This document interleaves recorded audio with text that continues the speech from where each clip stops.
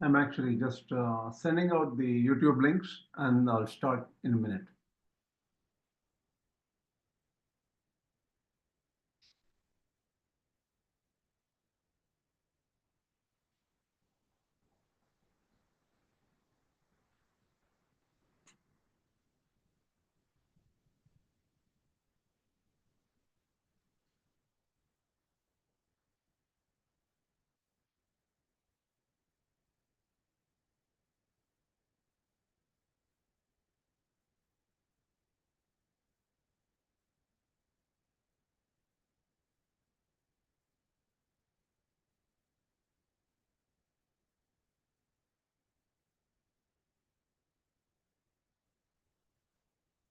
I guess so. Should be all ready.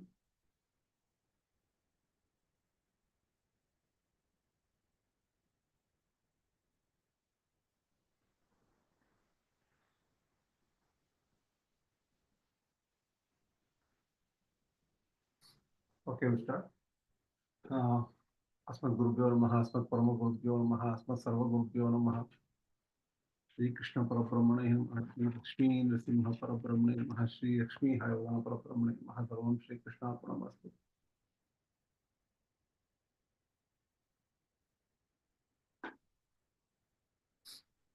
So before I start, let me tell you some things. A few weeks here and there, I may not have so much time to prepare and talk about it. I'll do my best. This week, I had a little bit of issue about preparation. Most of the time, it happens that way. Uh, so we'll continue this anyway, and we'll see how it goes. So, let me share this PowerPoint.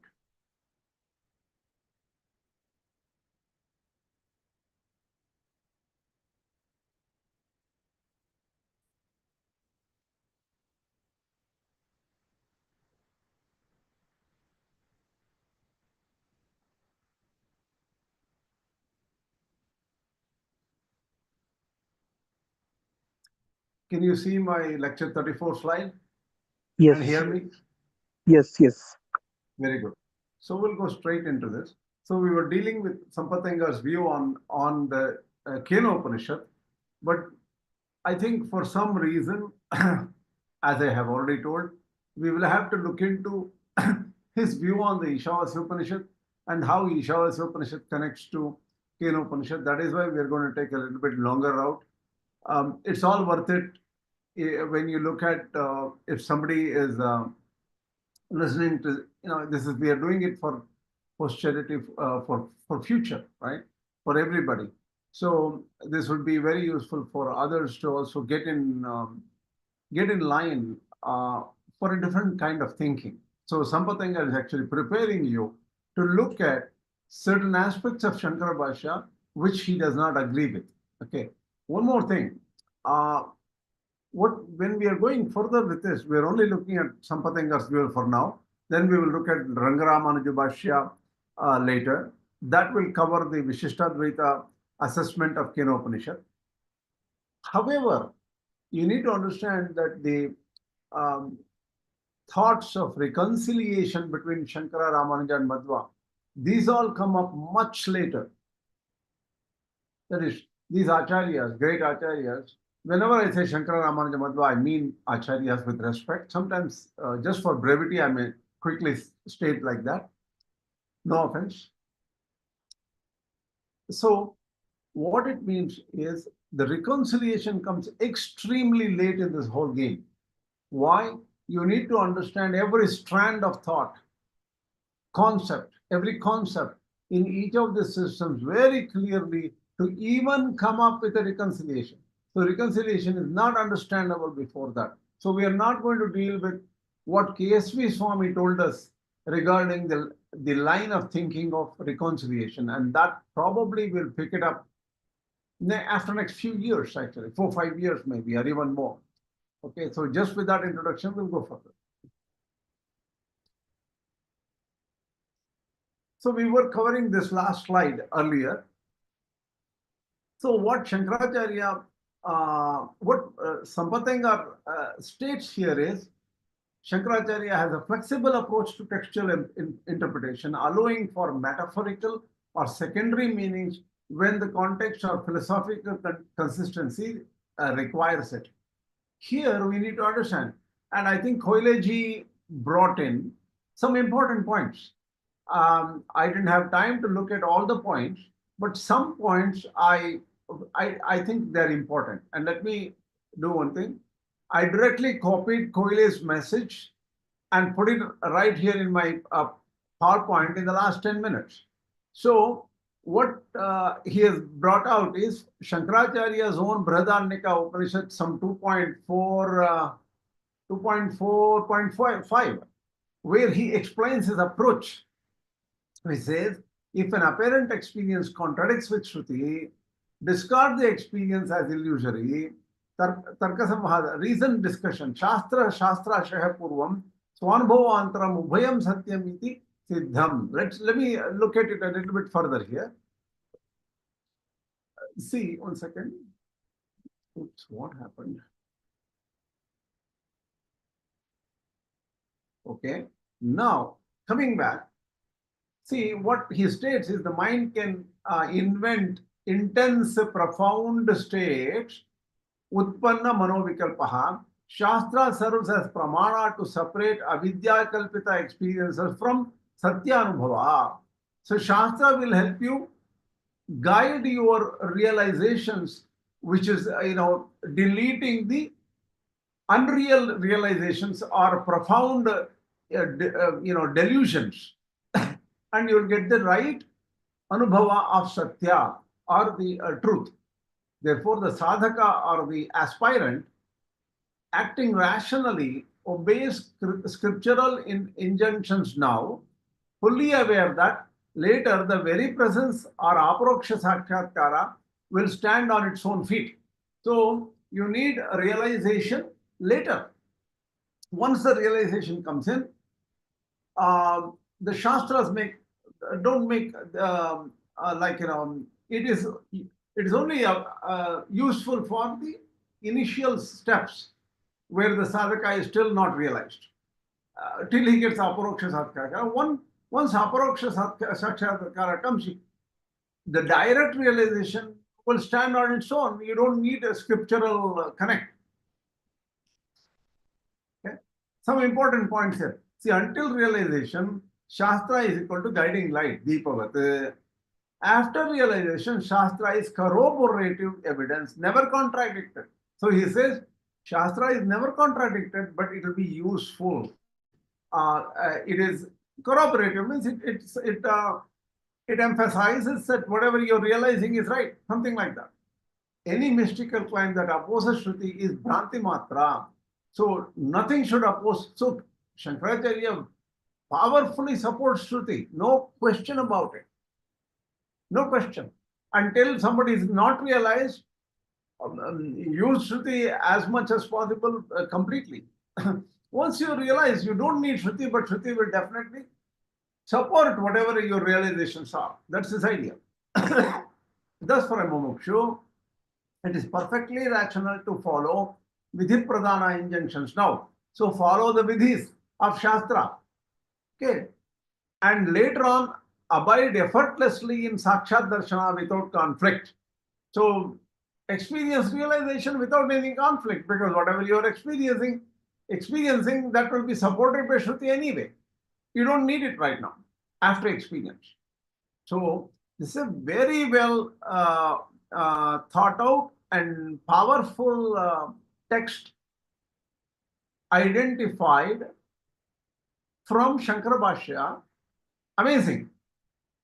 Then what is the problem with this Saṃhitā who says that there is an issue here? Can anyone think of it?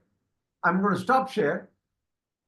I will directly connect with you and say, if this is the truth and if this is perfectly all right, then there should be no conflict with Śaṅkara Bhashya. Why is this Saṃhitā trying to find fault with a wonderful, powerful, dominating, original thinker like Śaṅkarācārya?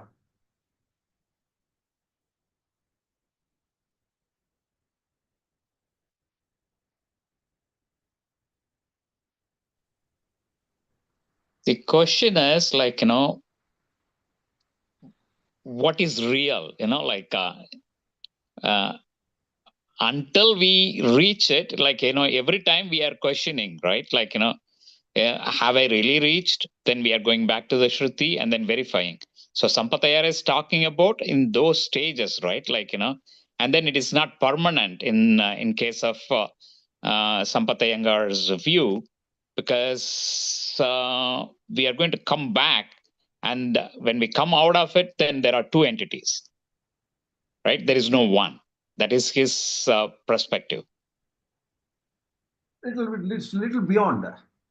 What he's saying is, when you come out of that, see, when you the non-triune Samādhi, or what the Samādhi says, he says that I have permission from the Shrutis and the Shastras like Gita to support that the Samadhi, what Śaṅkarācārya is talking about, where the knower, known, and the means of knowing will all fuse into one nirguna avastha, or the state of nirguna Brahman.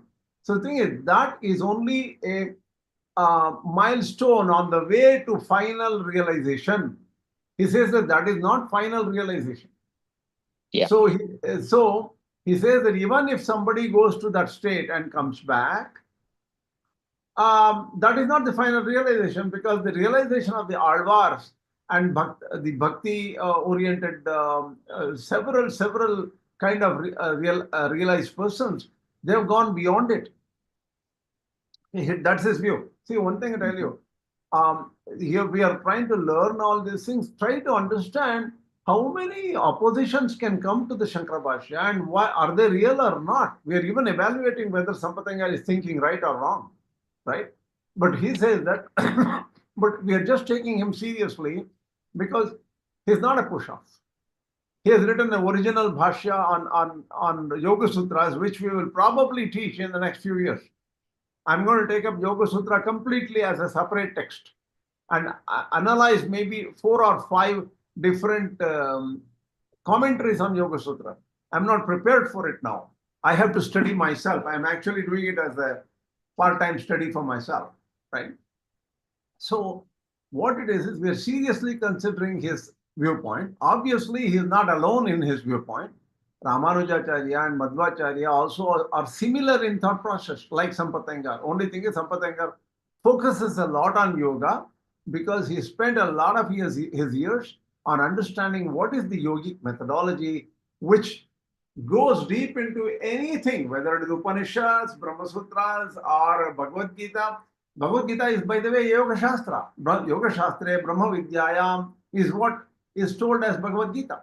So he goes deeper into the yoga aspects and analyzes to a larger extent, and everybody will be introduced to such analysis. So don't think that everything is final. You're going to go 10 years from now and figure out that, well, I learned a lot of things, but this is what I believe in. And you go with your conviction, perfectly all right. But I'm only presenting different viewpoints. What I'm saying is, Śaṅkarācārya, Sampatanga has some problem with Śaṅkarācārya's views. But it is not apparent right now. When Koilaji mentioned his views, taking from the Śaṅkara Bhashya, Śaṅkarācārya seems perfectly all right in his viewpoints. Then where is the problem? That's what we're trying to look at. Koilaji, do you have a view? I've already mentioned it in the chat, Acharya. I've included all in the chat. Okay, you already mentioned in the chat. Then there are some issues still. You haven't mentioned why Sampatanga differs from Śaṅkarācārya yet. Okay, that's what is not there. I have not seen. If you have done it, I have not seen that. Okay, but the thing is, your points on the it's a very good point you brought up, because you mentioned separately Ramanuja, Madhva, and Śaṅkarācārya on the concept of aparokṣa. That I will share that to public and see what it's something which we need to think about. Let me share that. Good point. Let me look at that. I think I'll be able to share it. I might be wrong. I'm still a student. I'm still in my first year of learning, so please forgive me. No, it's okay. It's okay, because these are all reasonable. They're not really wrong. Okay, they're not wrong. Let me look at it. Okay, let me look at it and see what it says. It's valid knowledge. Let me show you from my Zoom share screen. If I can look at Telegram, I think yes. If I had time, I would have prepared, this better. Okay, I don't know if you can read this. I can even enter full screen. What it's saying here is aparokṣa in Advaita. 1 second, please. So aparokṣa in Advaita. Koileji, do me a favor. After you are done with this class, this particular portion, make it into a PowerPoint and send me a PowerPoint, okay? Yes, Acharya. Okay, so Śaṅkarācārya says, in Advaita, aparokṣa means I am non-dual Brahman. The world is only mithya. The world doesn't exist. That is the real realization as per Śaṅkarācārya. Shruti is the primary pramana that removes ignorance. Anubhava merely registers the fact once the obstacles are gone. So Shruti is very important. So he hides Anubhava. Anubhava basically supports it. So Shruti is the main. See, one thing you need to understand in Śaṅkarāvāsya, in different portions, he has different ways of explaining himself. Here it seems slightly different from the other introduction to Brahma Sutras and things like that, right? He has got, there he says Anubhava is more important. You should give primary reason for primary importance to, there he says primary important to a figurative view rather than the primary view of the sentences of the Shastras. Here he says Anubhava, he takes Anubhava in slightly different way here. He says, in his own works, you can find differences because you're still trying to understand the mind of Śaṅkarācārya. He explains himself in different stages, right? One just a casual corollary here, ideology is, see, initially he says, karma is nitya, karma is real, everything is real, we are all real, we are stuck and things like that. Then he says, once you understand that the external world is only so much, you know that you are real and the rest is not real. It's appearance. Then he questions and says, is I or the Brahman, is it a witness? Initially he says Brahman is Sakshi as a witness. Then if you go through the 18 chapters of Bhagavad Gita and his analysis of the entire Bhagavad Gita, he says that, oh, Ishvara is there, Jiva is there. Then he says that, look, Jiva and all those things are just imagination. And then Ishvara, all this divine play of this universal play is just a movie. And the person watching the movie is Ishvara, that is Sakshi. Then he corrects himself and says, even Sakshi doesn't exist because the word illusion doesn't occur to Brahman at all, because Brahman is beyond illusion. So in that state, there is no universe according to Brahman. So he goes, he corrects and clarifies. It's just like, onion peel methodology, where over a long, later, you come to the center core of the ideology, right? That's how he works. Now, coming back, he has modified his own statement. Here he says, Anubhava is important. After realization, there is no more seeker, hence no need for further injunctions. Look at this. Wonderfully, he redefines who is a seeker. Seeker is a guy or a lady who is stuck in matter, stuck in illusion, and the seeker thinks that I am the doer, I am the karta, I am the bhokta, I am the enjoyer, doer, and everything like that. So that is why the injunctions are given in the Shastra. Say, okay, do this, don't do this, kind of thing. So once you go beyond a seeker, you're no longer a seeker because you realize, then there's nothing, Vedas have no value for you. That's the way Śaṅkarācārya takes it here. Here, Viśiṣṭādvaita Ramanuja aparokṣa is direct experience of Nārāyaṇa as inner ruler, Antaryami, together with the realization that Jiva is his body attribute. So Jiva is attribute of that Paramatma, completely dependent. Shabda or Vedas is still decisive pramana, Anubhava confirms it, but never overrides it. Yeah, similar to Śaṅkara here. Even the liberated soul continues to serve in Vaikuntha, so bhakti bhava never ends. So that is the Viśiṣṭādvaita view. In the Madhvacharya view, the aparokṣa means sakshatkara of Vishnu as completely distinct from oneself. So there he emphasizes the panchabeda, the 5 differences. One jiva is different from the other jiva. Jiva Veda, Jiva Jada Veda. Jiva and Jada are different. Matter and souls are different. Ishvara and souls are different. Ishvara and Jada is different. All the 5 differences you have to realize in the aparokṣa stage. Madhvacharya explicitly uses the term aparokṣa-jñāna. That is the aparokṣa-sadhanameva moksha-sadhanam. Only when you have aparokṣa-jñāna, that is the tool for you to get to moksha.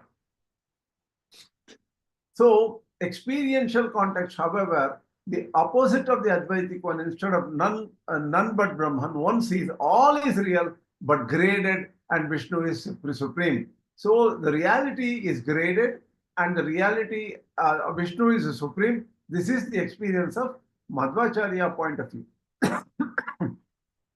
Forget about the rest. There are 10 other different views, which minor changes. I don't want to deal with all those things. Okay. Now, coming back.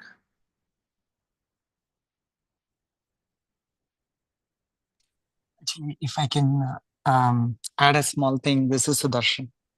Can you hear me? Yeah.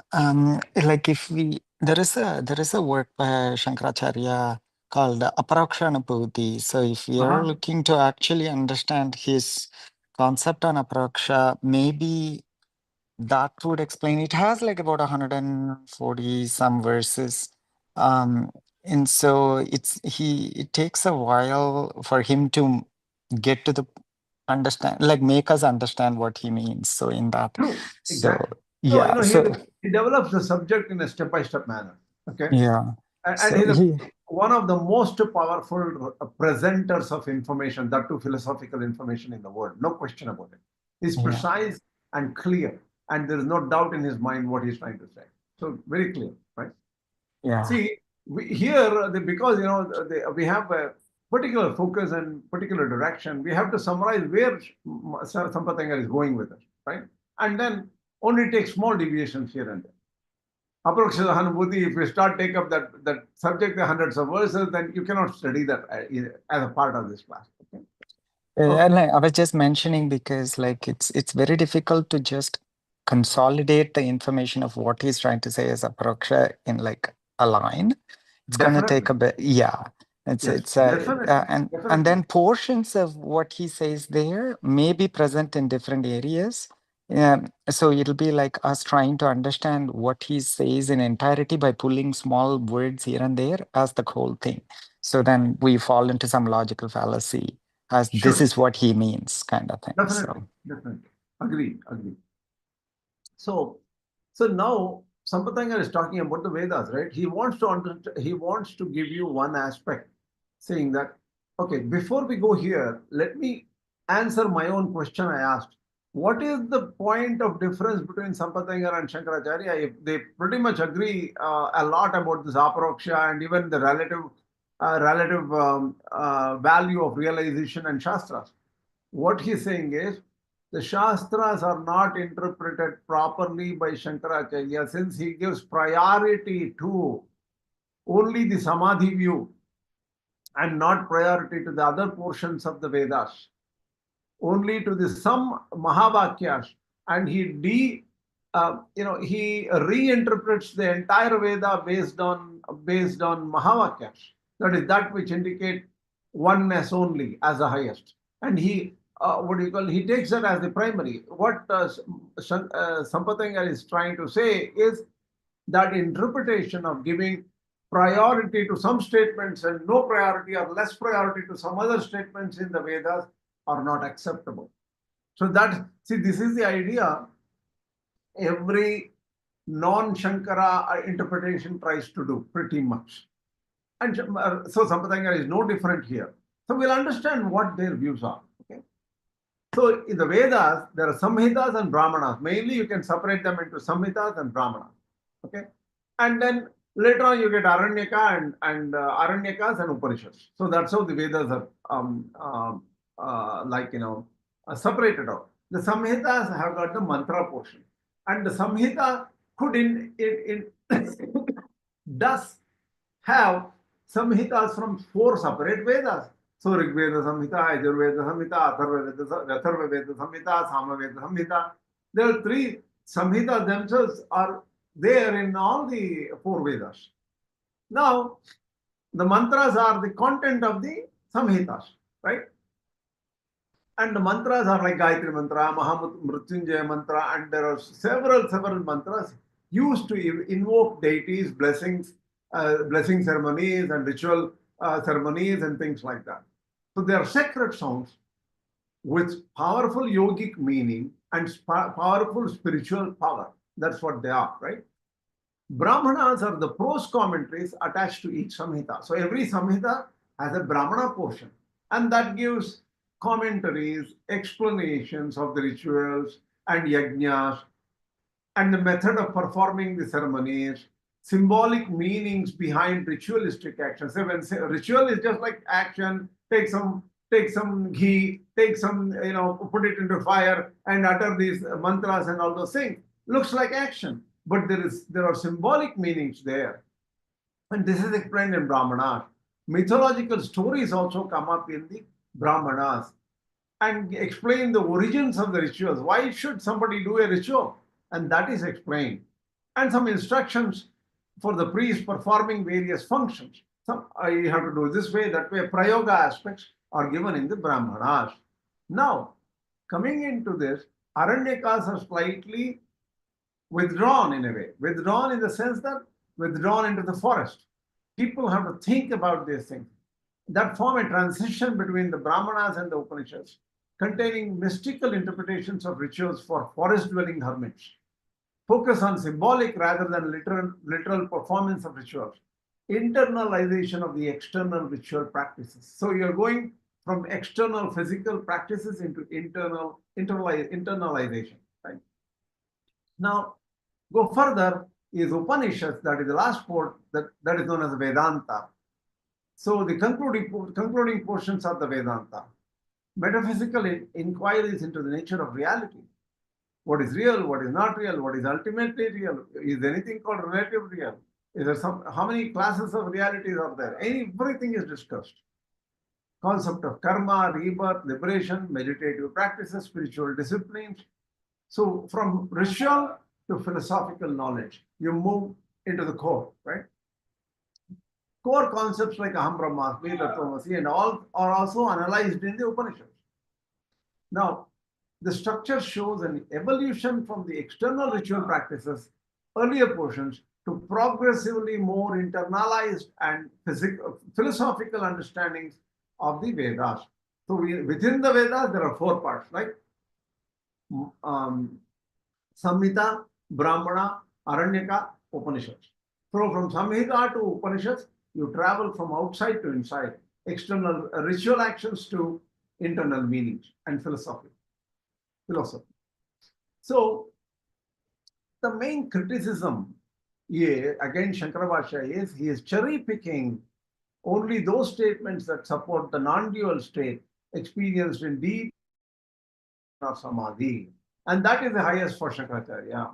According to this viewpoint, all other Vedic statements are considered less important and merely designed for ordinary people who are not capable of reaching deep meditative states.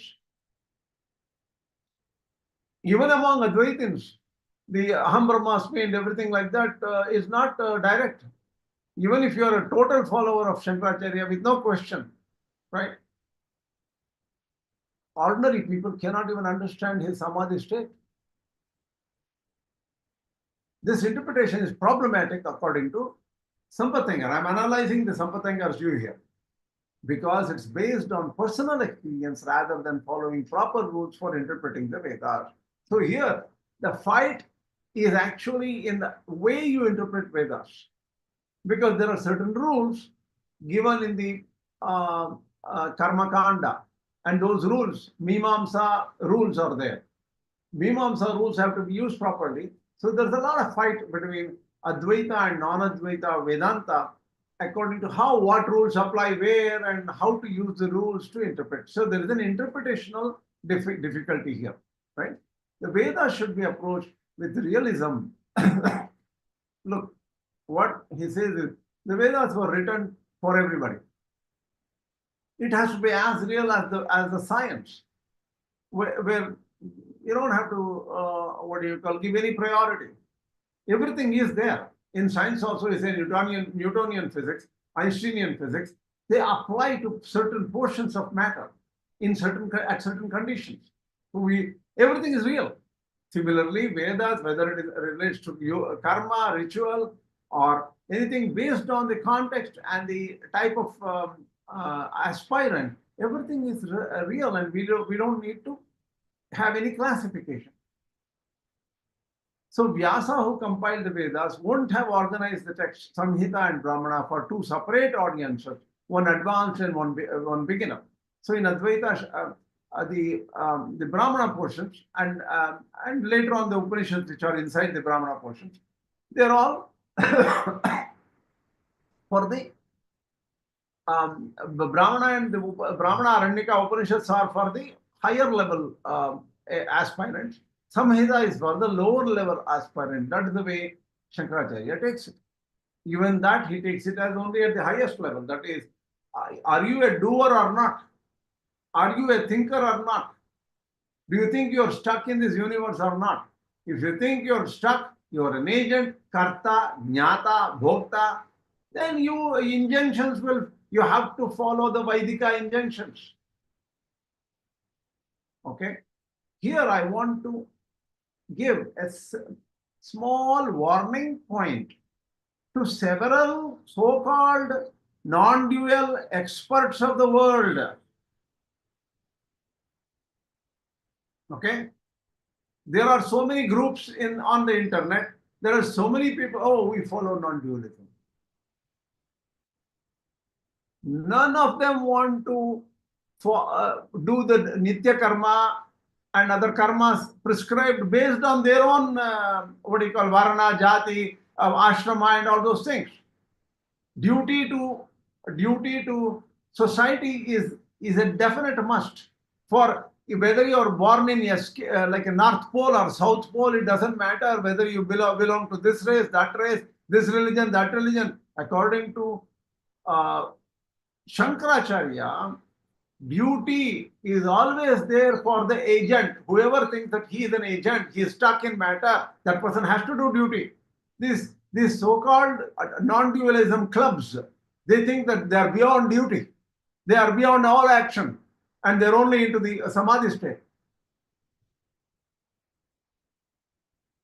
That's an error. Go think about it.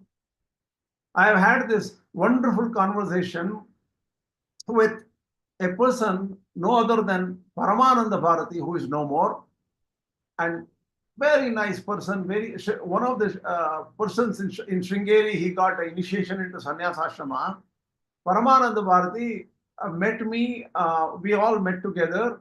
He was giving a class and we were students in New Jersey about, I would say, 35 years, 40 years back or something.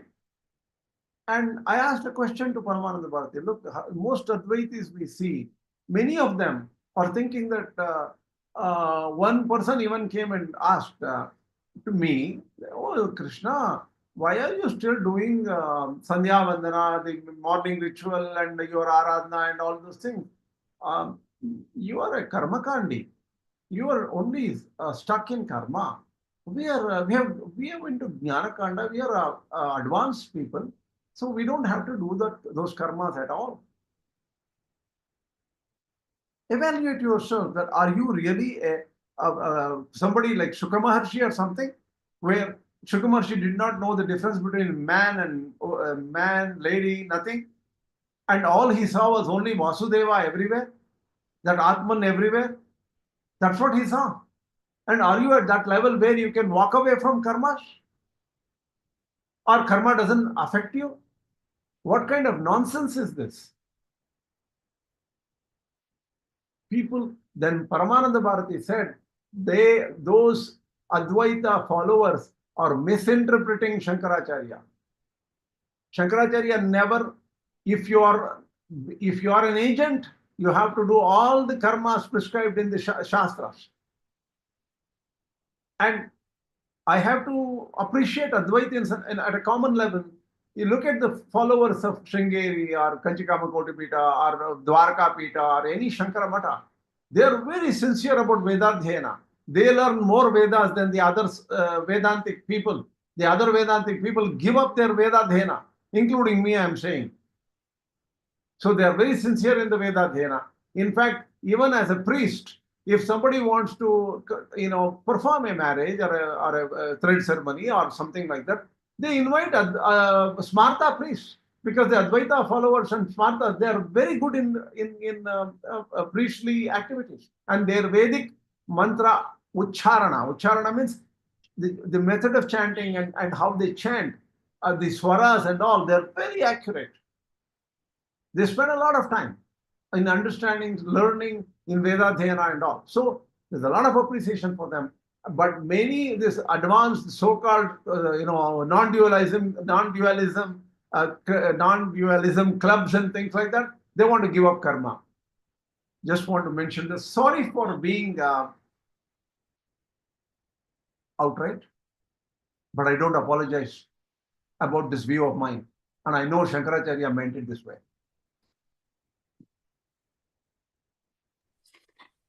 Krishnaji, if I could say something there. I was told by another Guruji that... 1 second, let me fix the volume. Hold on a second. I can't hear you very well. Just a second. Just a second. Sorry, can you hear me now? Yeah. I'm just I'm just coming back. Okay. Yeah. Oh. It should be okay now.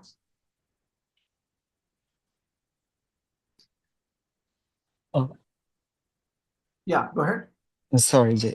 Sorry for interruption. Another Guruji was telling me, I don't know where he got this information from, that Śaṅkarācārya actually meant working ourselves from Bahya Yajna, like doing things outside in the physical realm, to Jnana Yajna, like doing it inside. That's what our transition should be, is what his understanding was. So maybe some people see them not doing outside, they probably interpret it as like they're not doing anything. They may be doing more inside, is what I got told. True. See, the thing is, but when they express, some of them have gone to extremism. Oh, by the way, Sudarshanji, you are too kind towards some people. I know of people who only focuses on Advaitis, who only focuses on studying Yoga Vasishta, and what is the other one? Oh my God, that's very, very extreme Advaita. The Gita, what is that Gita? Ashtavakra Gita. So they will not even care about Śaṅkarācārya's works. They only will talk about Yoga Yajnavalkya, Yoga Vasishta, and the extreme text Ashtavakra Gita. They consider the rest of Advaita as waste. They won't even teach the rest of Advaita. They will focus only on, oh, I'm Brahman already. Nothing to worry. And they only focus on studying them and teaching them and practicing them. That's an extreme version. They are not syncing with Shankara Bhashya at all. It is like disregarding the original, pretty much pioneer of Advaita, and taking up some, some like weird sources. The Yoga Vasishta doesn't even have a source. In Valmiki Ramayana, it's not mentioned. They say, oh, well, Rama got into big trouble. He was very upset, and Viśiṣṭā started teaching him. Where is it in Valmiki Ramayana? It is not there. It just, so somewhere in Mahabharata something is mentioned, you pick up on it, and the text of if you talk to some German guys who are doing research on that, Mokṣopāya was the original work, and that they converted into Yoga Vasishta after hundreds of years or something like that. So it's not even, they don't even know the basis of the original source work there, number one. Ashtavakra Gita is very well known as, it's an extreme view of the philosophy. Not many people, other than Shuka Maharshi, nobody can practice what was said in Ashtavakra Gita. So a lot of Advaita is going towards that.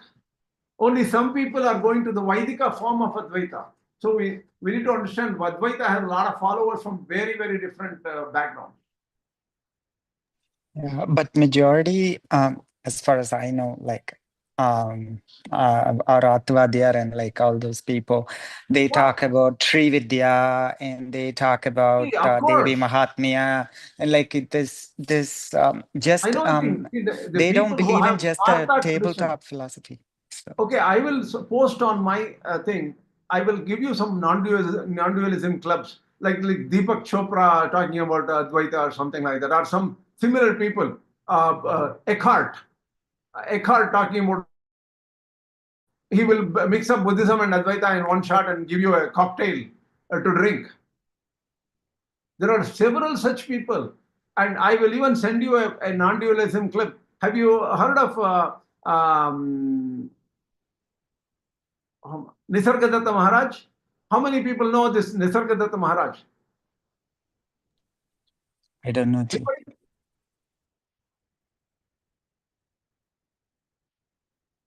No one? This is surprising.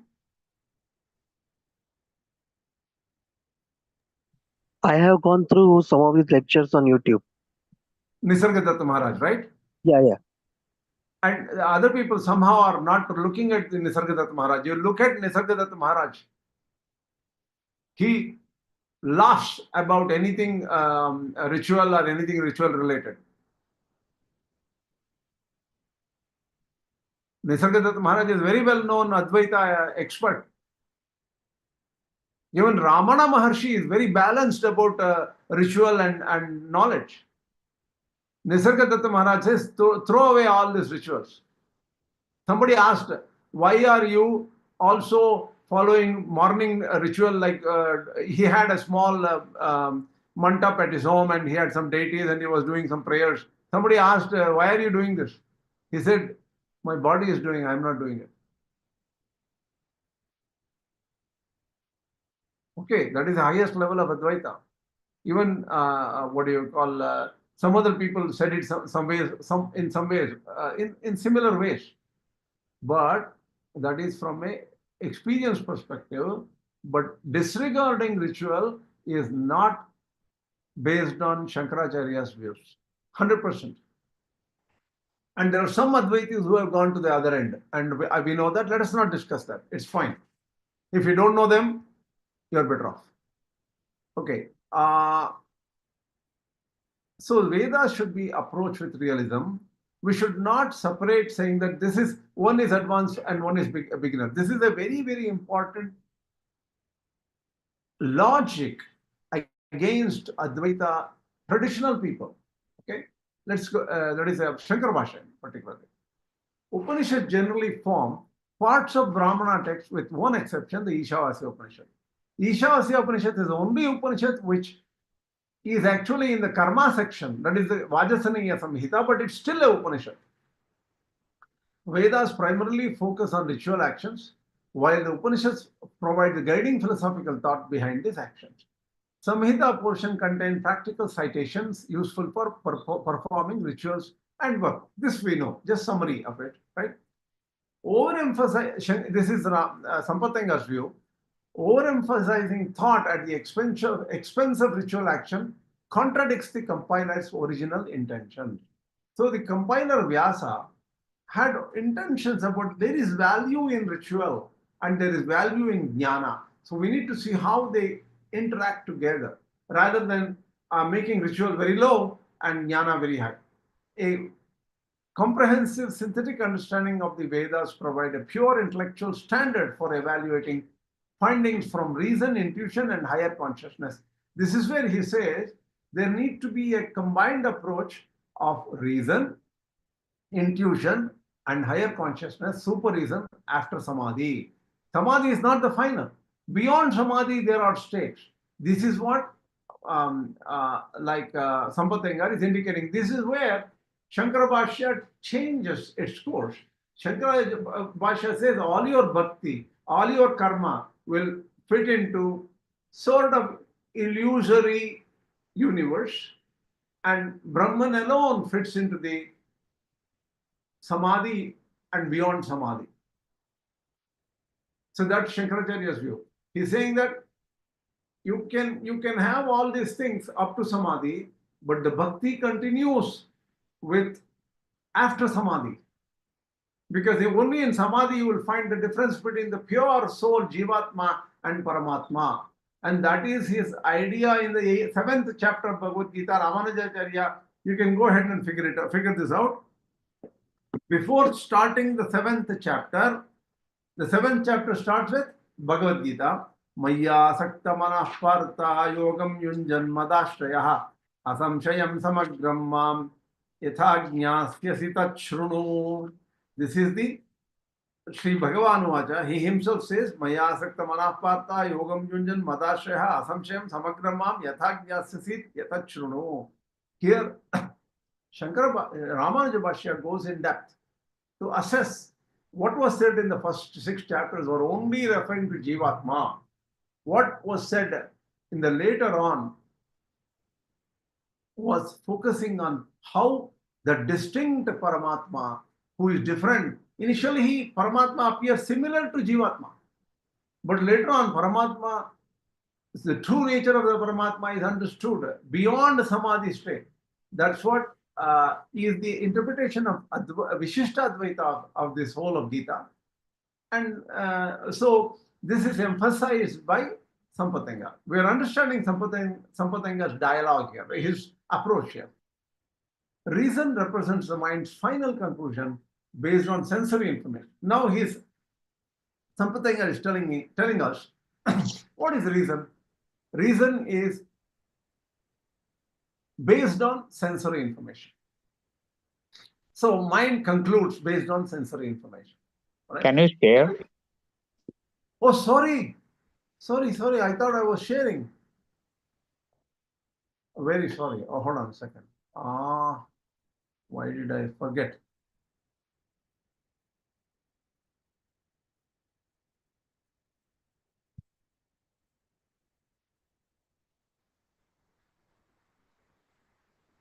Stop 1 second. 1 second, please.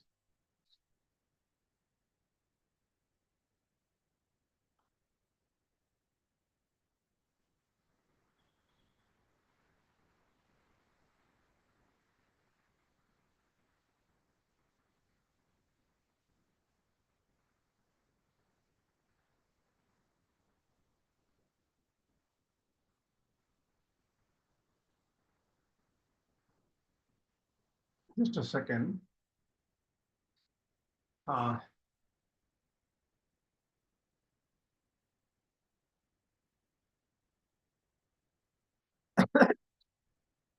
Okay, here it is. Can you see?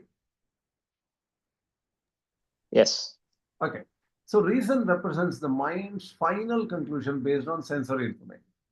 The impersonal knowledge obtained from a comprehensive understanding of the Vedas can serve as reliable foundation for intuitive thought. So you can, mind obviously, the reason has limitations because it's only based on sensory input. But impersonal knowledge from the Vedas is beyond all those things. So it's valid. Okay? Understanding Samādhi and Upāsanā. So what does it mean? And do you remember the last 3 steps in the Yoga Sutras? What do they refer to? Among the 8 steps, Ashtanga Yoga, there are last 3 steps. What are they? Anyone? Dharana, Dhyana, and Samādhi. Perfect. So there it is dharana, dhyana, samadhi. See here what Saṃpataṅga is bringing up is Samadhi and Upāsanā are not identical concepts. Upāsanā includes Samadhi. So Upāsanā is something like all-encompassing. That is dharana, dhyana, samadhi put together. All together is Upāsanā. Samadhi is only the final stage of the intuitive practice. But dharana, dhyana, samadhi altogether is known as Upāsanā. So Upāsanā includes Samadhi but goes further. Oh, this is a very important point he brings up. He says, in the Yoga Sutras, it stops at self-realization. Or in a way, Jivatma realization. In a way.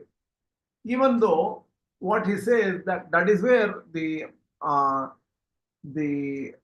Yoga Sutras is a very controversial work, and many people interpret it in an Advaitic way and they stop it there.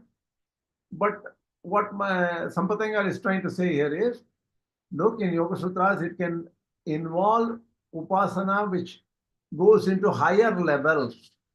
So Yoga Sutra may be a basic few steps, but Upāsanā continues. That's where he makes a very strong argument in his analysis of Yoga Sutras, but that is out of syllabus for this. Okay. So what he follows Ramanuja's footsteps in a way, surely. Upāsanā includes some, because Ramanujacharya also follows the footsteps of Alvar, Nammalvar in particular. So what Saṃpataṅga does is he follows both Ramanuja's footsteps as well as Alvar's footsteps and concludes that Upāsanā is something which goes beyond just self-realization or realization of Jivatma. So this question is controversial. Then is he saying that Śaṅkarācārya is stopping at self-realization and not going beyond self-realization? It appears like that. That's what Saṃpataṅga is trying to say.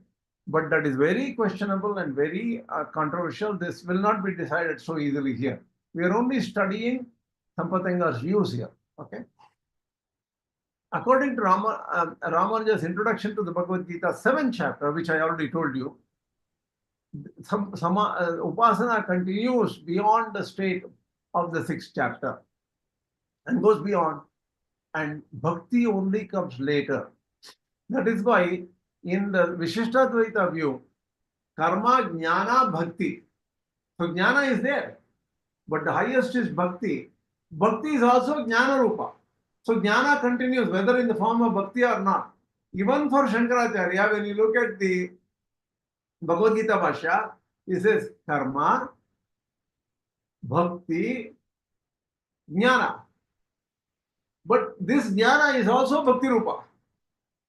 So both of them don't have too many differences. In the last state, there is a difference between Śaṅkarācārya's view and Ramanujacharya's view. That's all.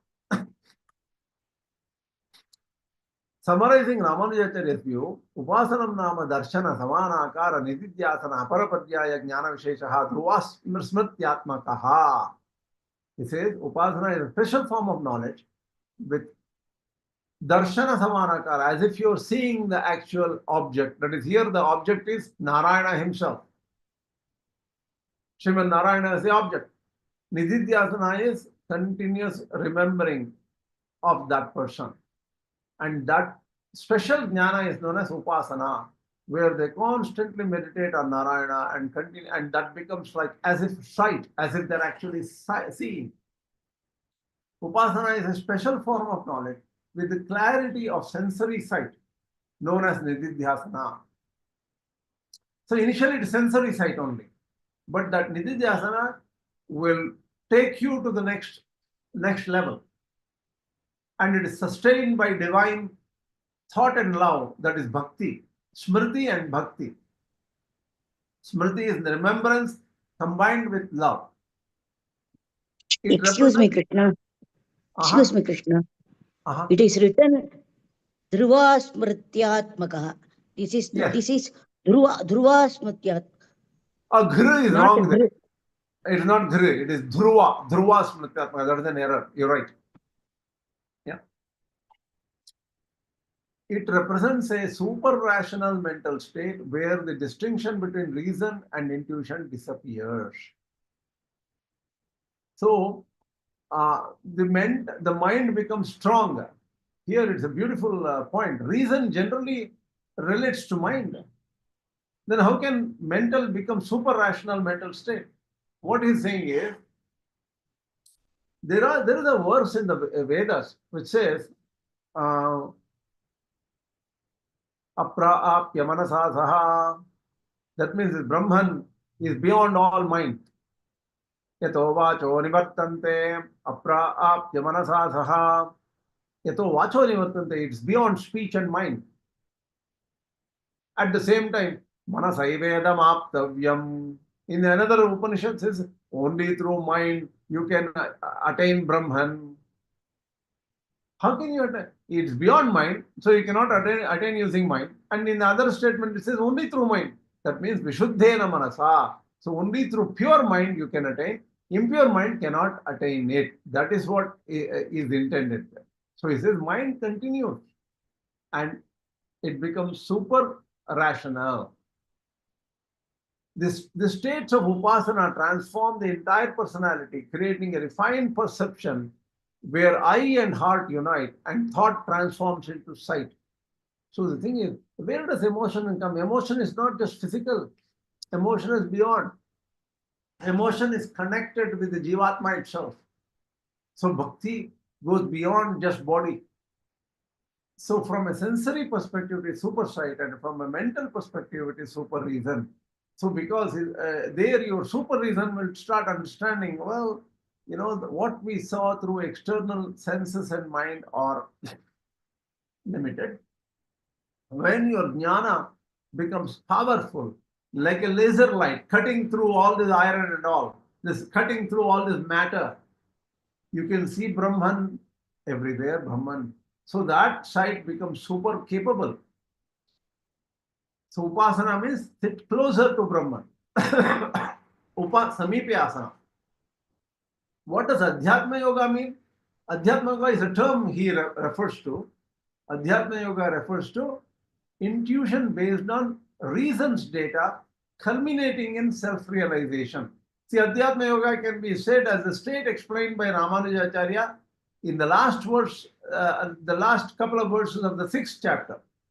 Yoginam api sarvesham, that goes beyond the yogis. But within the 6 chapters, the Adhyatma Yoga is self-realization or Jivatma Sakshatkara, or realization of individual self only.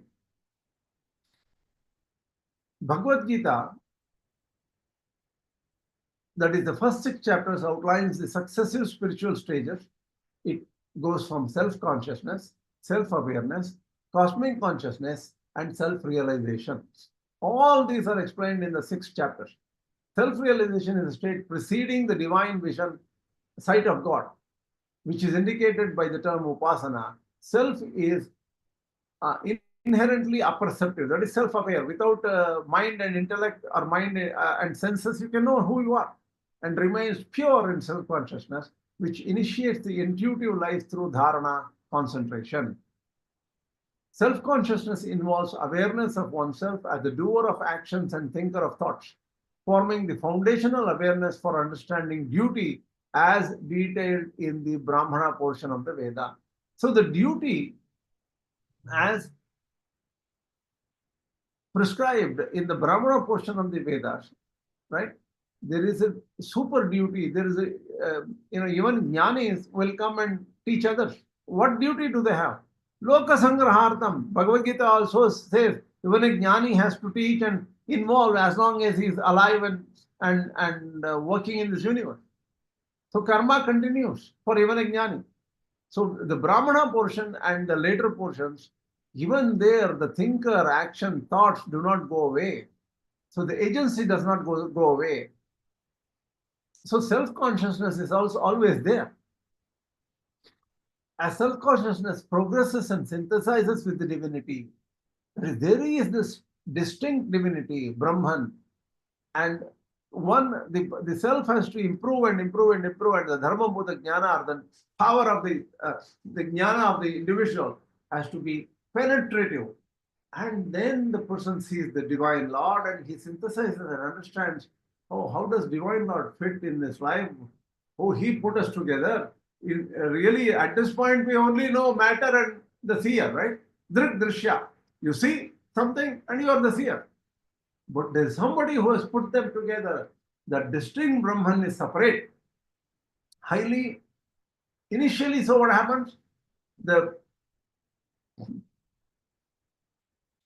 Jivatma becomes interested in the individual self initially. That is, when you go away from the matter, you're you're combined in this universe in matter, in competition, fight for survival, fight for food, water, shelter, and protecting yourself from enemies. You're doing all this external activity. Then slowly you go inwards and say, I want to have peace of mind. And what is this inside? That is Jivatma.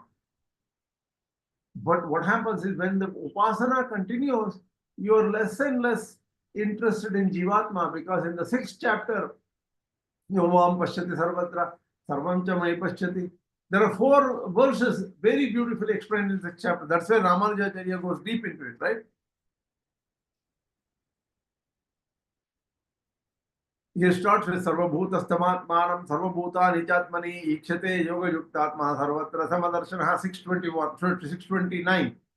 Yo Mam Pashyati Sarvatra Sarvam Cha Mai Pashyati Tasyaham Na Pranashyame Sacha Me Na Pranashyati Sarvabhutasthitam Yo Mam Bhajatyekatvamasthitah Sarvata Varthamanopi Sayogi Mai Vartate Atmopamyena Sarvatra Samam Pashyati Arjuna Sukham Va Yadi Va Dukkham Sayogi Paramomataha.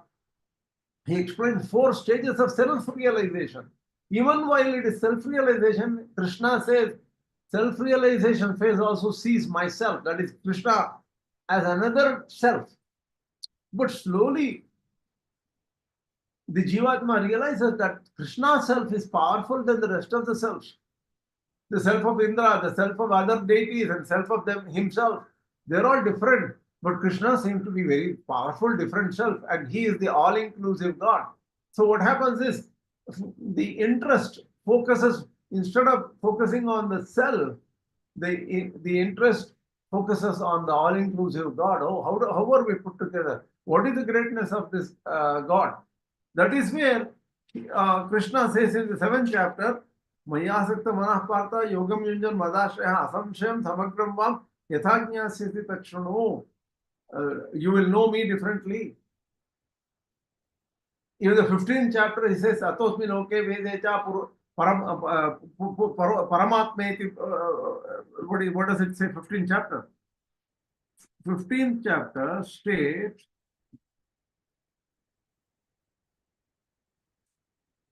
Yo mameva masammudo janati purushottamam sa sarvavid bhajati mam sarvabhavena bharata.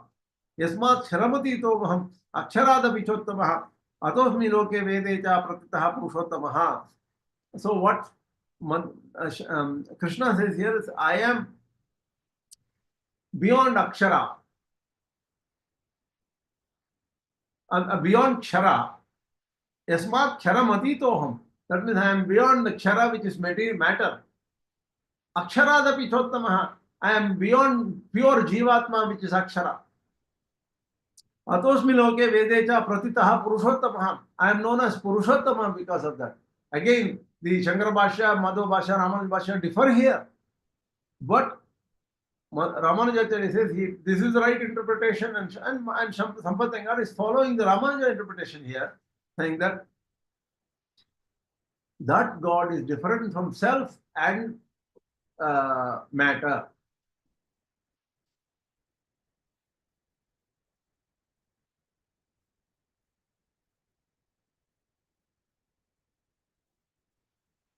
So what he's saying is, the dual aspects together as a composite thought structure that determines the nature and approach to work. So actions still exist, and only when you know the knowledge of God, Ishvara, Jiva, Jada. You have to know all these 3.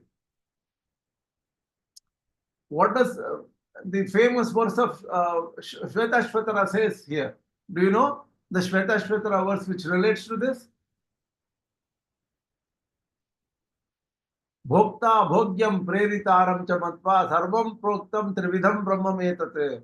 Bhokta is the jiva. Bhogyam is the matter. Prerita is the indweller, ruler, controller. All three needs to be known. Once all three are known, you will understand what is work, what is jnana, what is karma. So, in the fourth chapter 1, shloka 1, what is that fourth chapter, shloka 1?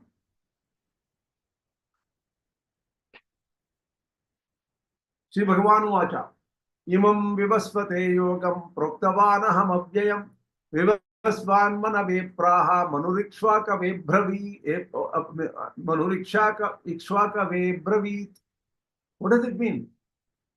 Krishna says this is yoga. This yoga I taught long time back to Vivasvan, sun god, and then Vivasvan taught to Manu. Manu taught to Ikshvaku, from the lineage of the Rama's lineage called Ikshvaku Vamsha, right? So Krishna says this yoga as the most occult of all sciences. Occult means hidden knowledge, different from the mainstream knowledge. What is mainstream knowledge? Matter, activities, and people. And kama, krodha, lobha, all the experiences we have in this universe, they are all ordinary knowledge, the mainstream knowledge. But different from mainstream is the occult. This is yoga. Yoga means you cannot just understand through textbooks. The description of yoga as highly occult is not merely a praise, but an actual fact as demonstrated by the preceding explanation. I don't know, there's some mistake here. Demonstrated by the foregoing explanation is what it should be.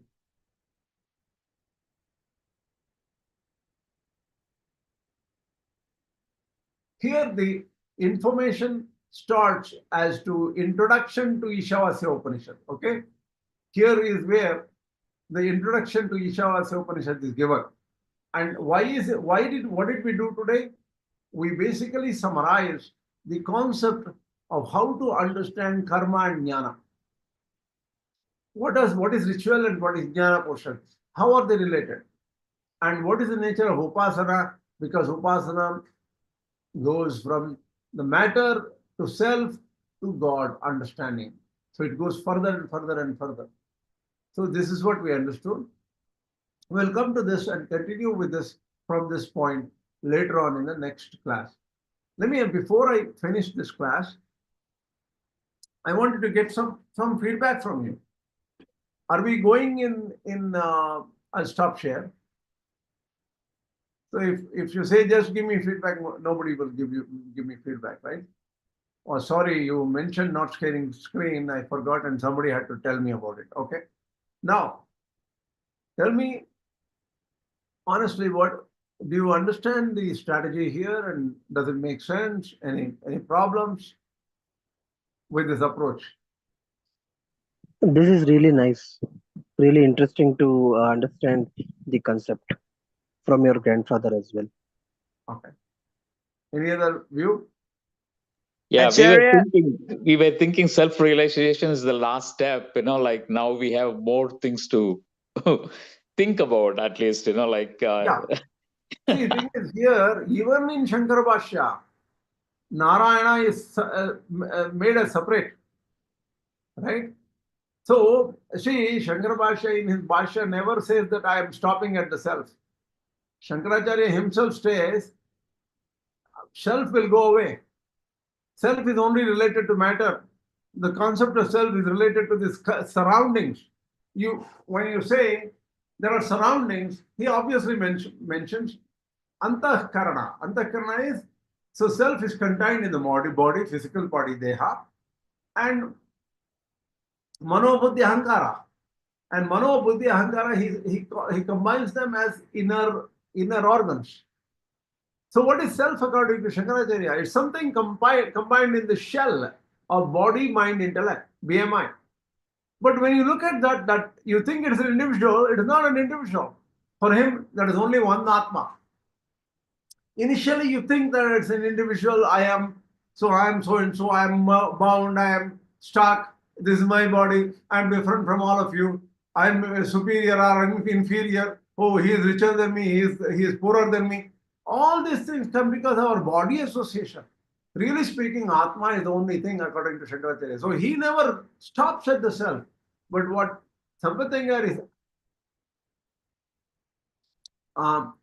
referring to, Śaṅkarācārya might have stopped at the individual level because Jivatma still is very powerful compared to ordinary stuck personality. The Shuddha Jivatma is very powerful.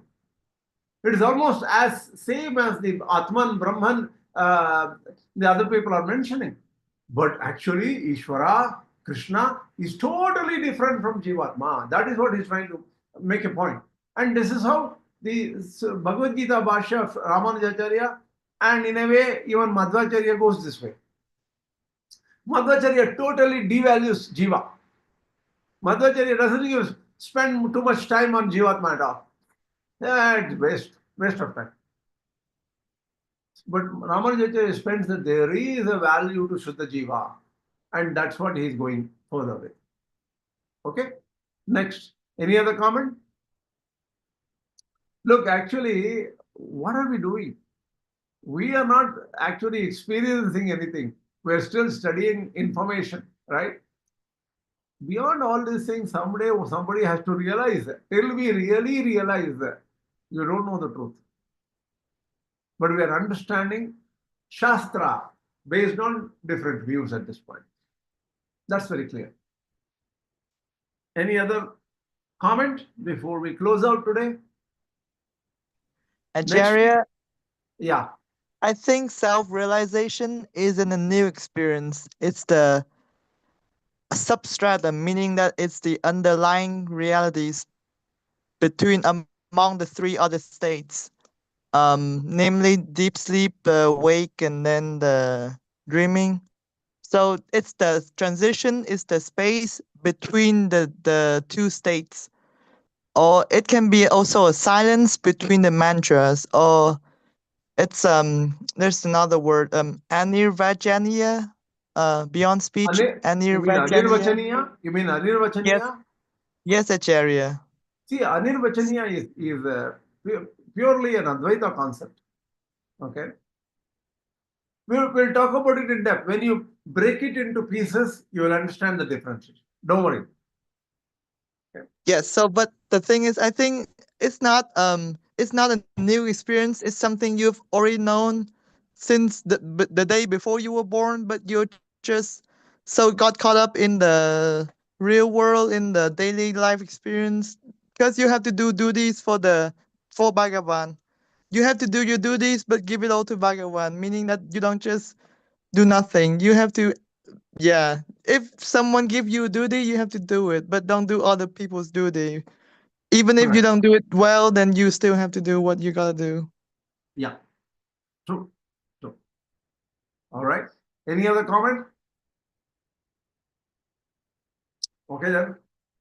Asmad Gurubhyo Mahatma Parama Gurubhyo Mahatma Sarva Gurubhyo Mahatma Shri Krishna Parabrahmane Maharshi Lakshmi Shri Parabrahmane Maharshi Lakshmi Hayavadana Parabrahmane Mahatma Shri Krishna Pramastu. We'll we will take up Bhagavad Gita during the next weekend. Okay. Somebody would like to also understand more about Savikalpa and Nirvikalpa Samadhi. Although there is a lot of material all over, but still it is a bit difficult to understand. Yeah, we'll try. It is very complicated, okay, because that is the end of Yoga Sutras, okay. That is the summary of Yoga Sutras. But if you just look at Google, you will find enough information. Just go to cloud.ai or aistudio.google.com and just say, mention the text in Yoga Sutras. What does it mean? What is Savikalpa Samadhi and Nirvikalpa Samadhi as per Yoga Sutras? Or a particular text, Yoga Yajnavalkya, something like that. Then they will give you a very good understanding. And that goes beyond our subject here. We will not focus on our subject. That's why I don't want to have too many diversions. How does it relate to when we come to, if it comes as a part of, I'm sure Sampathanga mentions this Nirvikalpa Samadhi and Savikalpa Samadhi definitely in the next few lectures. By the way, what I'm going to do is change of plan. Okay, I'll try to in the next two Upanishad classes, maybe after 15 days. That is not next week. In 15 days, what I will do is I'll summarize the view of Sampathanga on Īśāvāsya Upaniṣad first, and then go to Kena Upaniṣad. The reason is the Kena Upaniṣad, his views on Kena Upaniṣad cannot be understood if you don't know his view on the Īśāvāsya Upaniṣad. That is why we have to put the cart behind the horse. We have to do it in that way. Okay? Okay. Right. No problems. I'll stop.